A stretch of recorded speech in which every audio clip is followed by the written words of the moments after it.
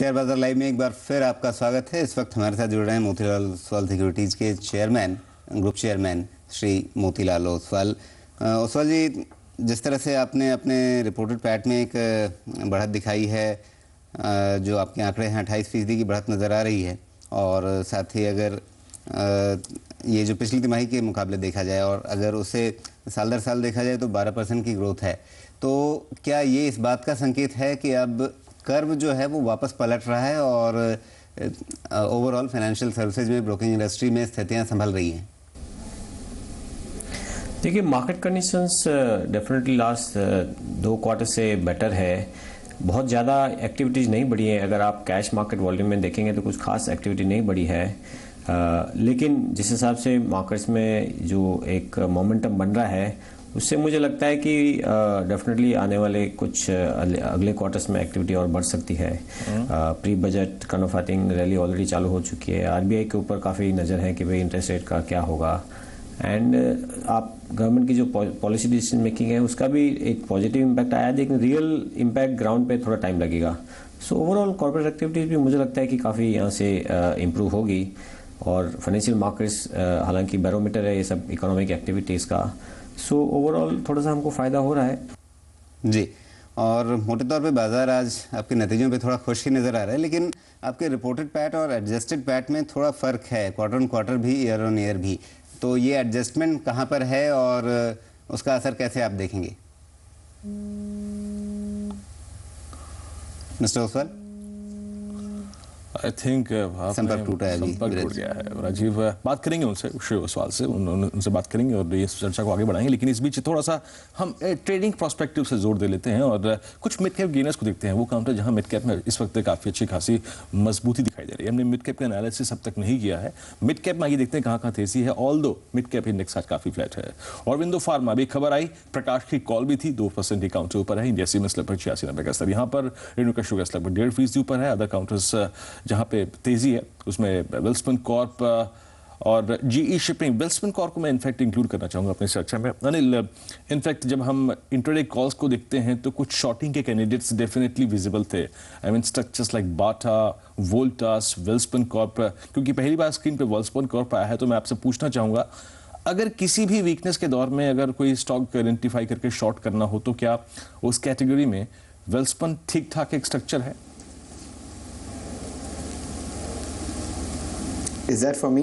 Yeah, is that for you? Is this for you? देखो, overall weak है, no doubt, but I just think ये काफ़ी अच्छी levels पे आके सपोर्ट ले रहा है। So I give it a chance at about 98 में इसकी स्ट्रॉन्ग सपोर्ट है। So if you are taking a short call, मेरे हिसाब से वेट फॉर 98 टू ब्रेक। ये लेवल्स पे मैं नहीं लूँगा। I think it's a little over done at these levels. So maybe below 98 or so, then I'll probably take a sell call. But at these levels, एक उम्मीद भी है कि एक small term, short term bounce भी आ सकता है।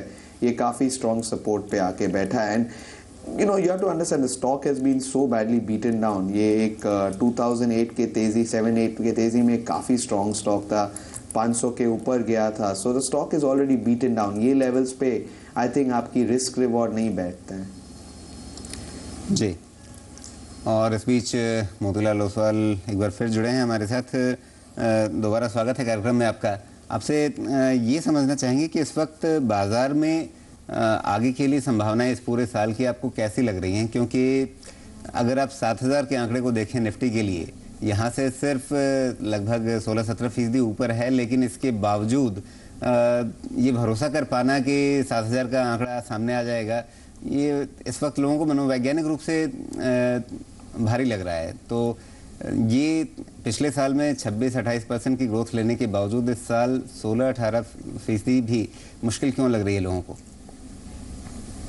देखिए, मार्केट एक बेस जो है ऑलरेडी बढ़ चुका है। आप देखेंगे करीब 30% बाजार आप ऑलरेडी बढ़ चुका है, 26-27% लास्ट ईयर बढ़ चुका है। सो नए साल की शुरुआत अच्छी हुई है।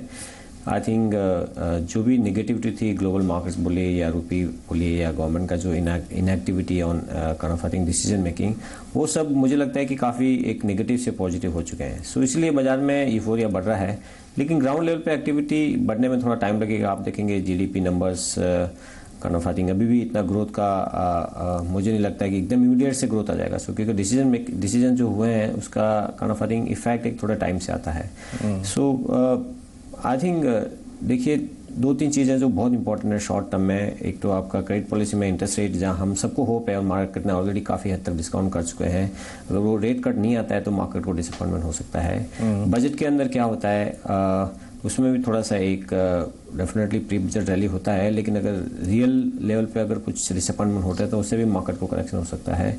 और तीसरा टेक्निकली भी जैसे एक जो लेवल पे आता है जो ट्रिपल टॉप, जो एक थ्योरी होती है, जो अगर कहीं ऐसा तो नहीं है यहाँ कहीं वापस यहाँ से ट्रिपल टॉप होकर मार्केट यहाँ से नीचे जा सकता है। सो मार्केट को यहाँ से बड़े लेवल पे बदलने की काफ़ी चीज़ें ज़रूरत होती है और वो टाइम बताएगा कि कैसे यहाँ से डेवलपमेंट्स होते हैं सब तरफ से।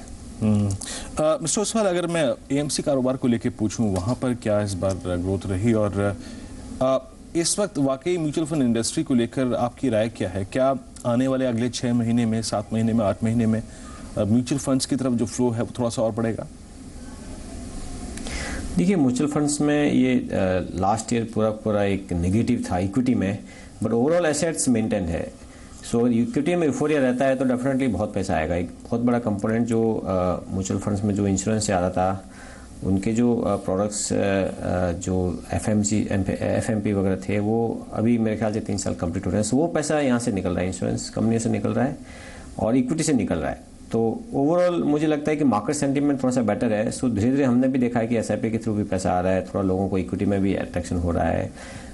तो ज्यों ही अगर इंटरेस्ट रेट यहाँ से कम होता है तो debt to equity money definitely will flow from debt to equity, और गोल्ड और रियल एस्टेट भी इतने अच्छे नहीं चल रहे हैं। सो ओवरऑल इक्विटी के लिए अच्छा माहौल बन रहा है।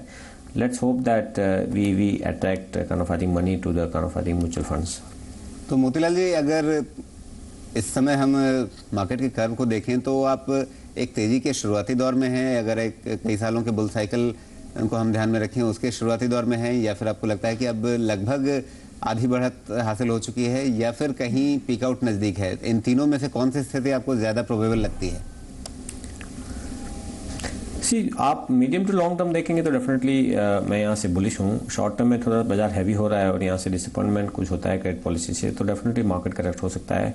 बट ओवरऑल ऐसा वैल्यूशंस भी, ऐसे मार्केट बहुत कुछ यहाँ से गिरने वाला है नहीं, बिकॉज वैल्यूशंस आप देखेंगे कि 14-15 टाइम्स मार्केट वैल्यू ऐसा कोई बहुत बड़ा नहीं है।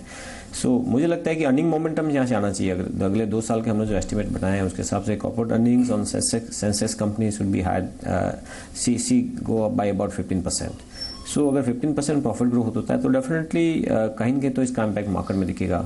सो मीडियम टू लॉन्ग टर्म में मैं बुलिश हूँ। जी, बहुत बहुत शुक्रिया मोतीलाल जी इस कार्यक्रम में अपना समय निकालने के लिए। और अब बारी है ओपनिंग शॉट की। वीरेंद्र स्टूडियो में ही हैं, उनसे पूछते हैं आज क्या चुना है उन्होंने।